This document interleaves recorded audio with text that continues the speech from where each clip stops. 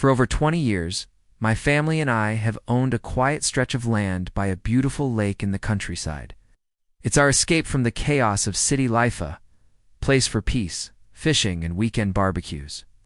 The land is fully deeded and mapped with clear boundary lines that I've had surveyed multiple times.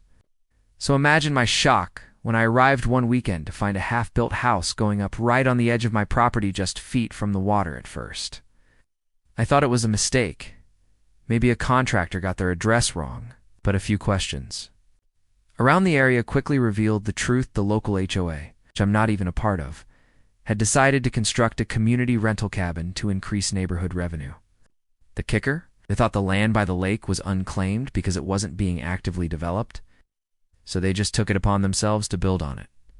I confronted the HOA president, a woman named Linda, who seemed more offended by my presence than apologetic. She insisted they had every right to use the land for the good of the neighborhood. I showed her my property documents, but she brushed me off and told me to take it up with the city, so I did exactly that. Only I didn't go to City Hall as a complainer.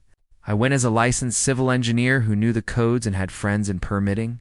Turns out, not only was the HOA building on private land, but they also had 0 permits, no zoning approvals, no environmental assessments, and no authorization for utility hookups. It was a legal disaster waiting to happen. 2 weeks later, I filed an official complaint and requested an emergency demolition order. With the documents in hand and the evidence clear, the order was signed. When the bulldozers rolled in, Linda and her board were there, screaming and recording everything with their phones. They threatened lawsuits and called the police, but the cops took one look at the paperwork and told them to back off.